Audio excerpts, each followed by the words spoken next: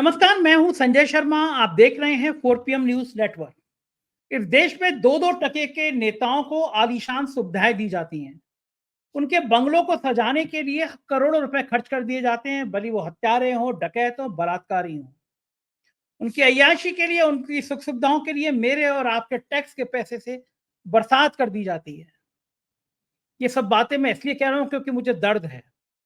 मुझे दर्द इस बात का है कि जब अमरनाथ यात्रियों की सुरक्षा के लिए 1200 से ज्यादा जवान जाने थे, तो उनके लिए जो ट्रेन दी गई, उस ट्रेन की हालत इतनी खस्ता थी, उसकी खिड़कियां टूटी थी, शौचालय बदबू में डूबे हुए थे, सीटें टूटी फूटी हालत थी। इतनी खस्ता हाल ट्रेन देख के बीएसएफ के जवानों ने उसमें बैठने से मना कर दिया। ये वो जवान हैं जो अपनी जान दे देते हैं, उफ नहीं करते। ये वो अर्धसैनिक बलों के जवान हैं जिनके पास तमाम परेशानी रहती हैं, मगर बात नहीं करते। लेकिन कभी ना कभी तो सब्र का पैमाना छलकता है। क्या इस देश के नेताओं को, इस देश के राजनेताओं को, रेल मंत्री को इस 84 बात पर शर्म आनी चाहिए या नहीं आनी चाहिए कि हमारे जवानों को ऐसी खराब ट्रेनें क्यों दी जाती हैं? पुलवामा में नियम था कि एक लंबा काफिला कभी भी अर्धसैनिक बलों का नहीं जाएगा।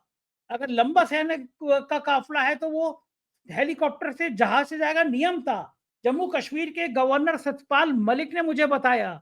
लेकिन एक काफिला गुजारा गया लंबा और वहां पे अटैक हुआ पुलवामा में। 40 बहादुर लोग मर गए। किसने मारे आज तक खुलासा नहीं हुआ। पहलगाम में 4 आतंकी, जिनको पता लोग भिजवाने की बात हमारे मोदी जी ने विदेश से लौटकर बिहार रैली में की थी, उनका कोई नाम नहीं लेता।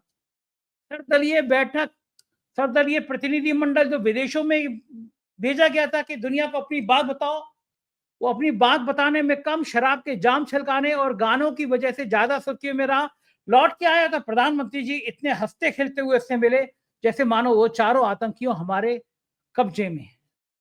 उधर गृह मंत्री ने 40 टॉप के सोशल मीडिया इन्फ्लुएंसर को लंच पे बुलाया। टॉप की कहा बकौल उनके यूट्यूबर भी थे। डेटा प्रिंस की रिपोर्ट आती है, 1 साल से 4 PM नंबर 1 पर है। मैं ही नहीं, जो 30 लोग उसमें हैं, शायद उसमें से किसी को भी न्योता नहीं दिया गया, क्योंकि हम अमित मालवीय का पाठ सुनने को तैयार नहीं होते। बताते कि अमित मालवीय जी आप झूठ की फैक्ट्री हैं, लेकिन जो इन्फ्लुएंसर बुलाए गए थे वो उनको अमित मालवीय पाठ पढ़ा रहे थे। इन तमाम बातों पर मैंने अभय द्विवेदी जी से बात की है। बहुत रोचक बातचीत है। आपसे अनुरोध है कि चैनल को सब्सक्राइब करिए, ज्वाइन करिए और अभय द्विवेदी जी की पूरी बात सुनिए। 4 PM न्यूज नेटवर्क में स्वागत है। अभय द्विवेदी जी आपका। नेताओं की अय्याशी के किस्से हम रोज सुनते हैं। नेताजी के लिए लाखों रुपए का लंच हो गया, डिनर हो गया। नेताजी के लिए हेलीकॉप्टर से गए, परिवार से घूमे, मस्ती करी। नेताजी के बंगले पे करोड़ों रुपए की सज्जा हो गई। ऐसी खबरें बिल्कुल कॉमन है। लगता है इसमें कुछ नया नहीं है। लेकिन दर्द तब होता है जब सेना के नाम पर, जब सुरक्षा बलों के नाम पर बड़ी बड़ी कहानियां कहते हैं हमारे नेता, हमारी सरकार के नेता, प्रधानमंत्री जी। ये सेना के बहादुर हैं, हम इनके लिए सब कुछ अर्पण करने को तैयार है। बात सही है, सेना के बहादुर हैं, देश के लिए, सरहद के लिए जान लगा देते हैं। लेकिन असल में हकीकत क्या है, इसका दर्द बहुत कम देखने को मिलता है, क्योंकि फौजी सेंट्रल फोर्स के लोग अपने दर्द को बयान नहीं करते हैं। जो परेशानियां होती हैं उसको जज कर लेते हैं, बात नहीं करते हैं, सहते रहते हैं। लेकिन सहने की भी एक सीमा होती है। ऐसी घटना सामने आई, सोशल मीडिया पे फोटो आई और पता चला कि बीएसएफ के जवान जा रहे थे अमरनाथ यात्रा में ड्यूटी के लिए। 1000 से ज्यादा जवान थे।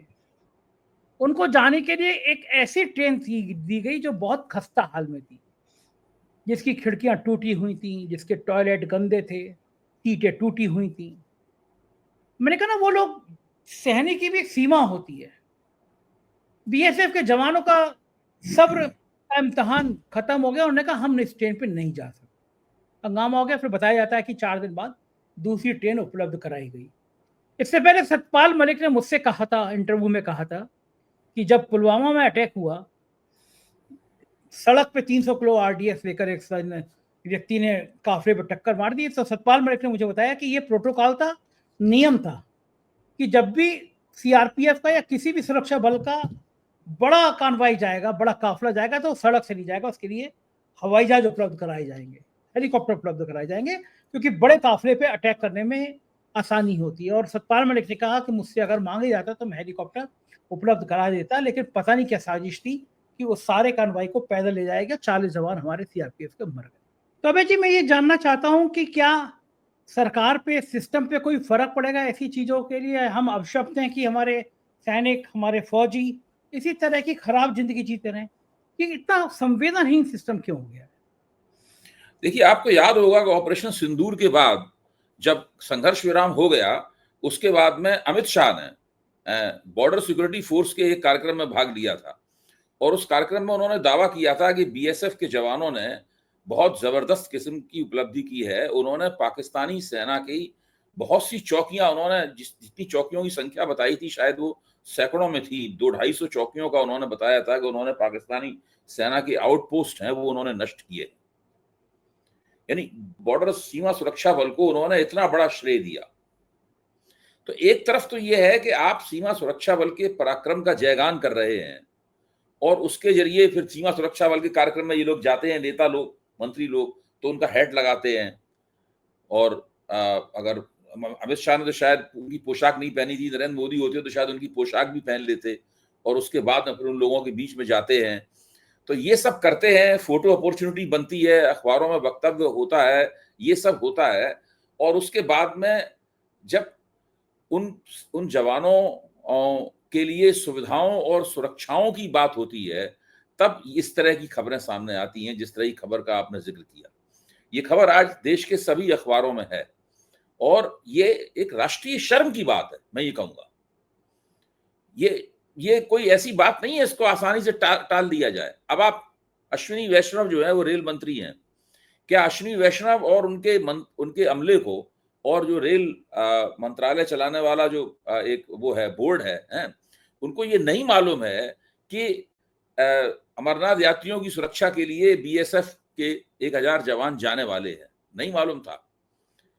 जिस रेल अफसर ने वो ट्रेन अलॉट की जो बुरी तरीके से टूटी हुई थी और गंदी थी, क्या उसके खिलाफ कोई कार्रवाई की गई अभी तक? और जब एक बार जवानों ने उस ट्रेन को रिजेक्ट कर दिया, खारिज कर दिया कि इसमें बैठ के हम नहीं जाएंगे, तो उसके बाद 4 दिन का समय क्यों लगा दूसरी ट्रेन देने में? ऐसा इसमें कौन सी खास बात थी? कहां पे फाइल चलाई गई? मतलब 4 दिन लग गए दोबारा फाइल को चलाने में। 4 दिन बाद फिर उस पर आदेश हुआ कि फलानी ट्रेन दी जाए।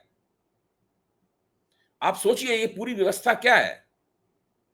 ये वही अश्विनी वैष्णव है जो दावा करते हैं कि उन्होंने रेल विभाग को बहुत अत्याधुनिक कर दिया है, ये कर दिया है, वो कर दिया है, इस तरह की तमाम हवाबाजियां होती हैं। लेकिन हो क्या रहा है ये देखने की बात है। उसके बाद हम लोग जानते हैं कि जो सीआरपी के जवान हैं, बीएसएफ के जवान हैं, इन लोगों की एक बहुत पुरानी शिकायत है।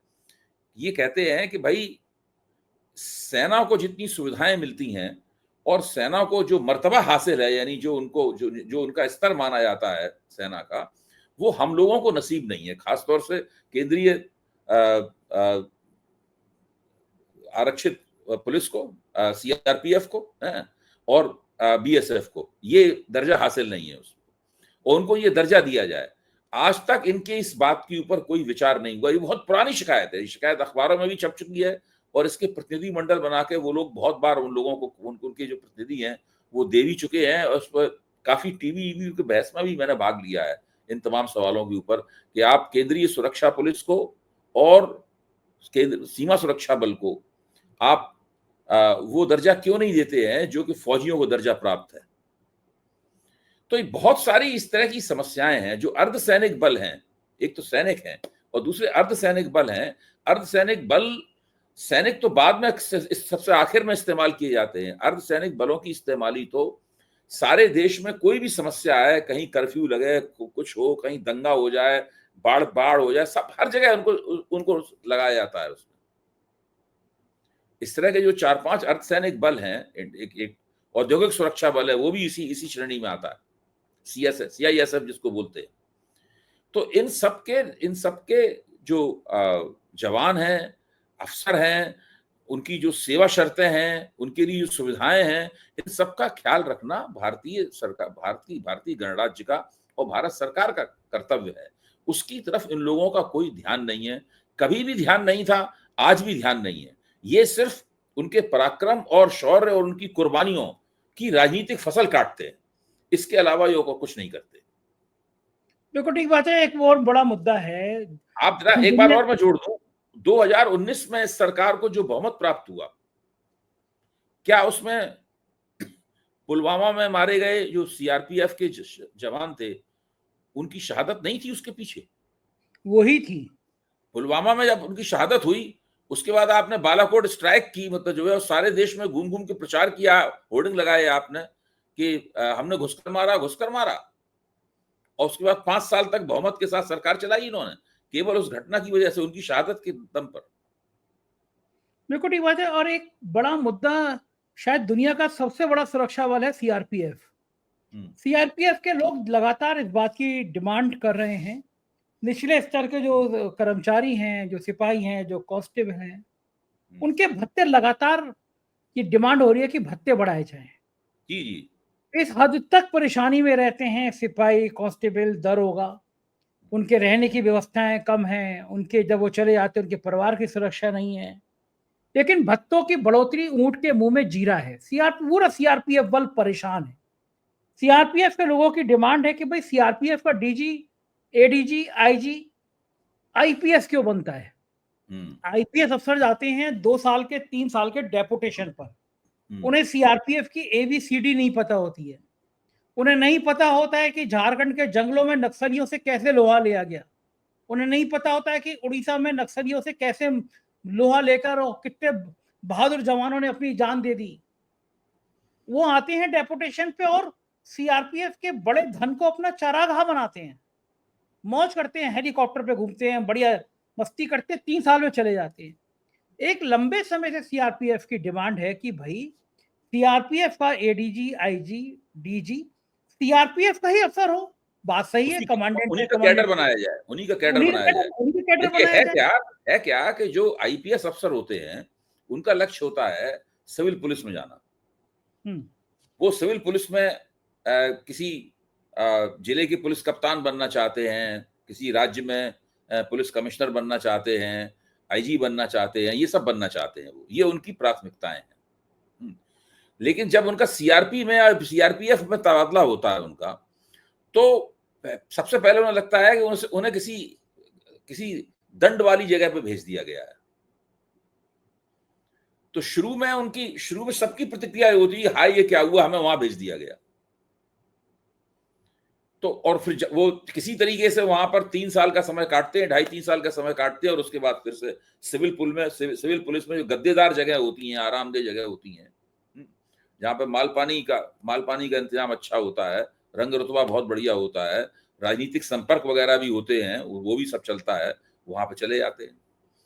और कुल मिला के उनमें भी, उनके अंदर भी कोई दिलचस्पी नहीं होती कि वो सीआरपीएफ के हितों का ख्याल रखें।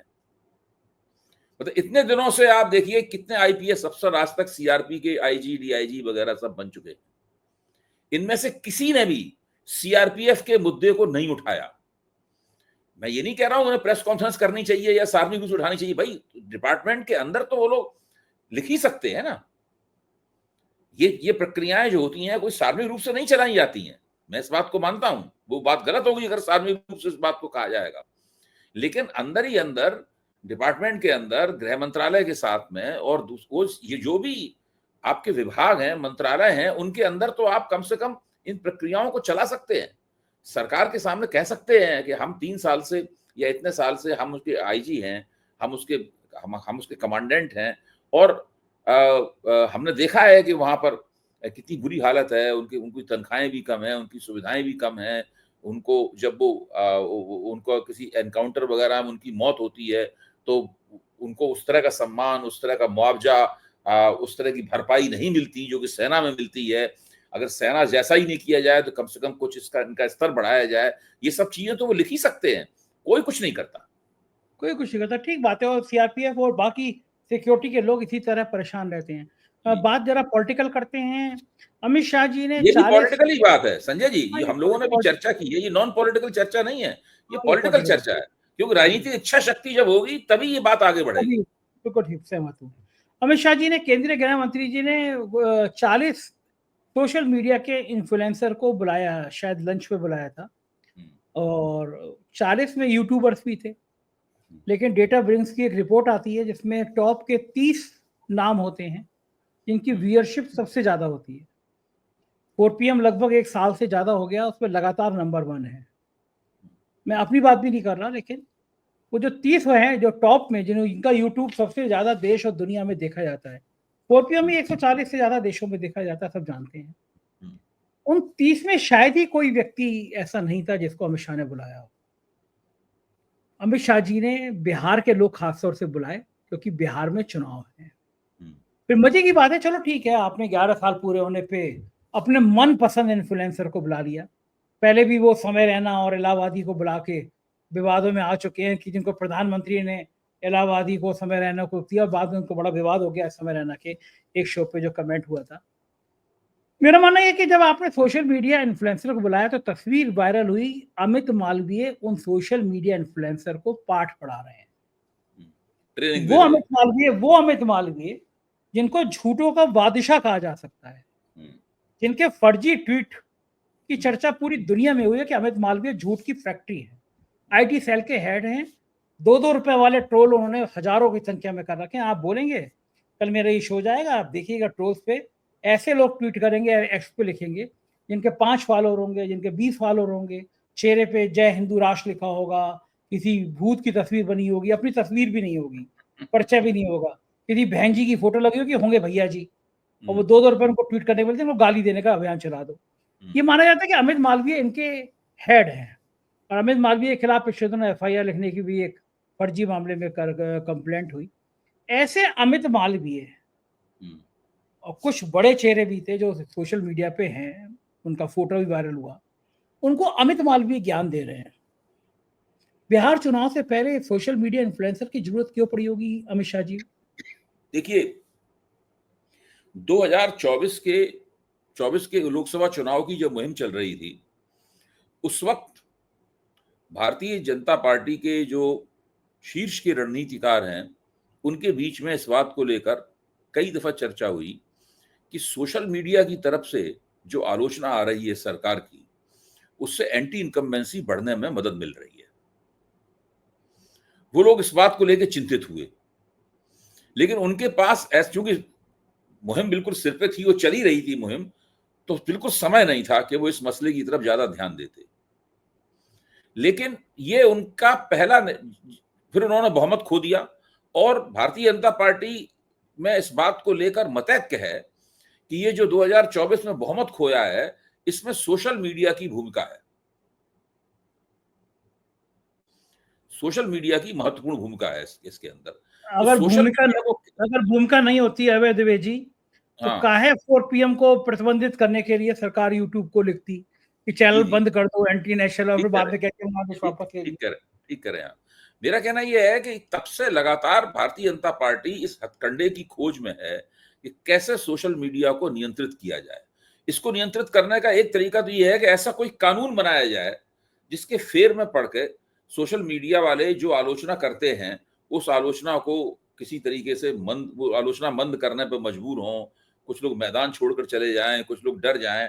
इसके लिए सबसे पहले ही, जैसे ही प्रधानमंत्री ने शपथ ली तीसरी बार की, उसके बाद तुरंत जो कानून पहले से एक बना रखा था उन्होंने, फौरन उस कानून को उन्होंने स्टेक होल्डर्स के पास भेजा। स्टेक होल्डर्स ने उस कानून को पढ़ा, जो इन्हीं के चुने हुए स्टेक होल्डर्स हैं, तो उन्होंने सोचा कि ये कानून नहीं चल पाएगा, इससे सरकार की बड़ी भद होगी। तो उन्होंने फिर सरकार से कहा कि भाई ये कानून तो मत ही लीजिए आप, वरना बहुत मुश्किल हो जाएगी। तो सरकार ने उस कानून को वापस ले लिया, लेकिन अभी भी वो प्रक्रिया जारी है। मेरा मानना है कि एक बार और कानून ड्राफ्ट हो चुका है, अब तीसरा ड्राफ्ट शायद कानून का बन रहा है। तो एक तो कानून की तरफ से एक अटैक आएगा, जो कि हम लोगों को उसके लिए पहले से तैयार हो जाना चाहिए। दूसरा अटैक ये है कि दूसरा विकल्प इसका ये है कि सोशल मीडिया के कुछ चुनिंदा इन्फ्लुएंसर्स को, ये नया शब्द है इन्फ्लुएंसर, इन सबको बटोरा जाए और इनको पूरी तरीके से लाइन में लगाकर अपनी बात समझाई जाए और अपने तरीके से इनको चलाया जाए। जो एंकर और एंकरनियां जो व्यवहार करते हैं बाकायदा कमर्शियल न्यूज मीडिया के ऊपर, लगभग वैसा ही व्यवहार जो है वो सोशल मीडिया की तरफ से किया जाए, करवाया जाए। ये एक पूरा मामला है बना हुआ, इसकी पूरी कोशिश चल रही है। अच्छा, अब ये हो सकता है बिहार के चुनाव को ये लोग एक नमूना बनाना चाहते हो। बिहार के चुनाव के में एक खास तौर से एक नियोजित प्रयोग किया जा रहा होगा। क्या बिहार के चुनाव के संदर्भ में सोशल मीडिया के कुछ इन्फ्लुएंसर्स को प्रभावित करके सोशल मीडिया को अपनी तरफ मोड़ा जा सकता है?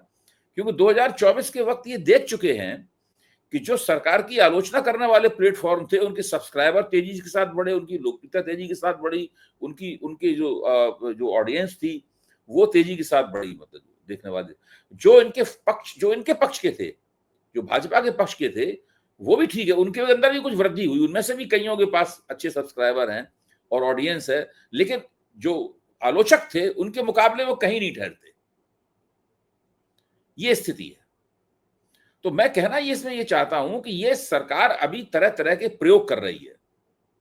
एक कानून नया लाके प्रयोग करने का इनका पूरी मंशा है, वो मंशा अभी तक कामयाब नहीं हो पाई है।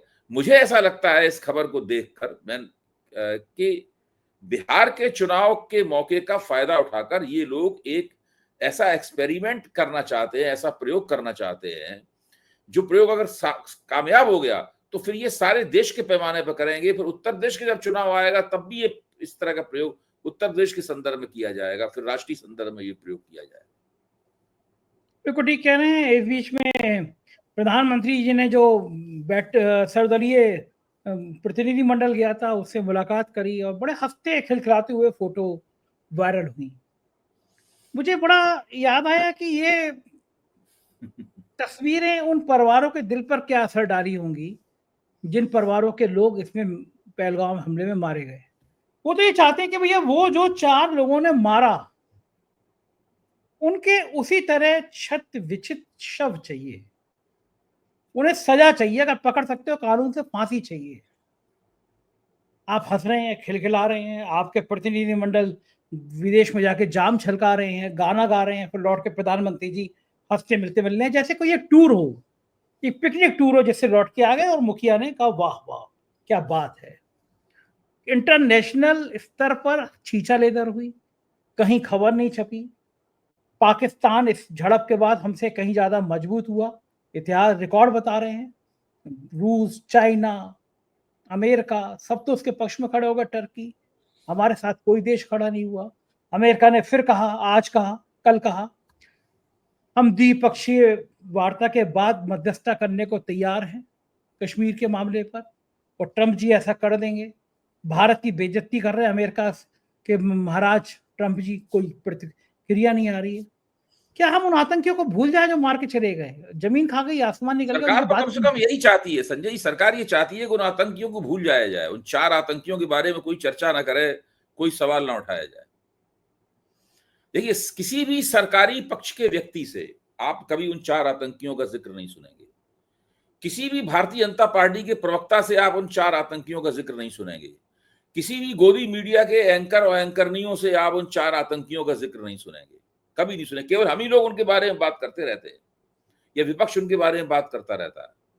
सत्ता पक्ष को ऐसा लगता है ऐसे कि उनकी कोई चिंता ही नहीं है। उनकी कोई भाई सत्ता पक्ष उसके बारे में कोई अच्छा ठीक है, गिरफ्तार नहीं कर पाते हैं तो कोई जानकारी तो देना चाहिए।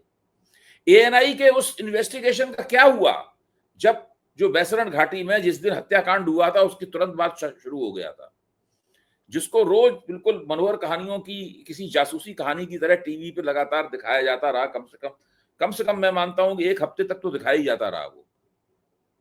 आज बिल्कुल उसका कोई जिक्र नहीं है। एएनआई ने कोई रिपोर्ट नहीं दी क्या? एएनआई ने ये दावा किया था कि हमें उनके डिजिटल फुटप्रिंट मिल गए हैं।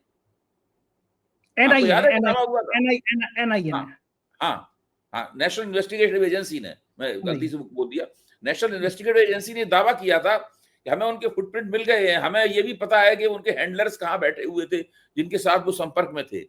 जब आपको इतनी बातें पता लग गई थी, उसके बाद अचानक क्या कोई डेड एंड मिल गया? अंधेरी गुफा में चले गए, उसके बाद कोई रोशनी नहीं है, कुछ आगे नहीं बढ़े, क्या हुआ? कुछ तो बताइए।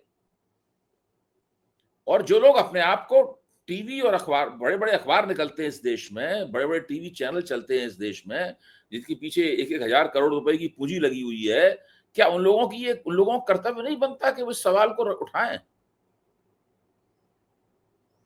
ये उन लोगों की ड्यूटी बनती है कि इस सवाल को वो उठाएं कि आखिरकार हुआ क्या। भाई कांग्रेस ने ये सवाल पूछा है कि जब पाकिस्तान के डीजीएमओ का फोन आया और आपने उनकी बात मान ली, तो आपने ये शर्त क्यों नहीं रखी कि उन चारों हत्यारों को सौंपा जाए भारत को? कांग्रेस ने जो सवाल उठाए थे उनमें एक सवाल ये भी था। इसमें क्या गलत बात है? ये मांग करना कोई गलत बात है कोई इसमें? अच्छा ठीक है, आप नहीं, वो पाकिस्तान भाग गए, आप उनके सामने शर्त भी नहीं रख पाए, तो कम से कम देश की जनता को बताइए तो कि वो पाकिस्तान में हैं। उनकी बहुत दिनों तक तस्वीरें भी दिखाई जाती रही भाई, आपने तो उनकी तस्वीरें तक बना ली थी, उनकी हिस्ट्री आप खोज निकाले थे कि ये पाकिस्तान की सेना में फलानी जगह तैनात था, ये था, वो था, इसने पहले ये कांड कर रखा, ये पहले, ये सब आपने ये सब आपने देश की जनता के सामने परोसा। फिर अचानक सब चीज गायब कैसे हो गई जादू से? ये एक बहुत बड़ा स्कैंडल है संजय जी, ये एक बहुत बड़ा स्कैंडल है। ये स्कैंडल तब तक इसका पर्दाफाश नहीं होगा जब तक कि इस देश में गैर भाजपा सरकार नहीं आएगी। मैं आपको बताऊं, बड़ी सेंसिटिव बात कह रहे हैं आप। अरे आप सोचिए ना, मैं जो बात कह रहा हूं उसमें कौन सी बात तथ्यों से परे है? क्या एनआईए ने उसकी जांच नहीं की लगातार कई दिन तक? क्या ये दावा नहीं किया गया कि उनके डिजिटल फुटप्रिंट मिल गए हैं? क्या उनकी तस्वीरें टीवी के ऊपर नहीं दिखाई गई? क्या उन हत्यारों का इतिहास सरकार की तरफ से मीडिया के जरिए लोगों के सामने नहीं पेश किया गया? क्या आप उसके बाद से क्या सरकार की तरफ से पूरी तरह इस पर मौन नहीं है? क्या आपको उसमें स्कैंडल की बू नहीं आती? क्या ये अपने आप में स्कैंडल नहीं है? अगर स्कैंडल नहीं है इसको क्या कहेंगे आप? कितने दिन हो चुके हैं, पाकिस्तान से एक फौजी झड़प भी हो गई, हमारे सिपाहियों ने कुर्बानियां भी दे दी, बहुत सारे नागरिक भी मारे गए पाकिस्तानी गोलाबारी में, भारत के विदेश मंत्रालय की बेइज्जती भी हो गई, मोदी जी की भी बेइज्जती हो गई। सरकार सिर्फ पूरे मामले के ऊपर मिट्टी डालना चाहती, वो चाहती किसी तरीके से पूरा मामला दब जाए। बस मोदी जी हमें गर्व है। जो आप प्रतिनिधिमंडल से मिले उनसे भी बोले हमें गर्व है। अरे भाई, किस बात का गर्व है आपको? आप 4 लोगों को नहीं पकड़ पाए, भाग गए, इस बात का गर्व है आपको? इसी बात का आपने ट्रम्प के दबाव में आके संघर्ष विराम किया, इस बात का गर्व है आपको? किस चीज का गर्व है आपको? यही बात है, इसी बात का गर्व है, यही कहते रहते। बिल्कुल ठीक बात है अभय जी। हम लोग चर्चा आगे भी करेंगे। बहुत बहुत शुक्रिया, आपने समय दिया, थैंक यू। तो ये थे अभय द्विवेदी जी, और पूरी बात आपने सुनी। मुझको यकीन है ये बातचीत आपको पसंद आई होगी। आप अपनी राय से मुझे अवगत कराएंगे तो मुझे बहुत अच्छा लगेगा। शुक्रिया, थैंक यू।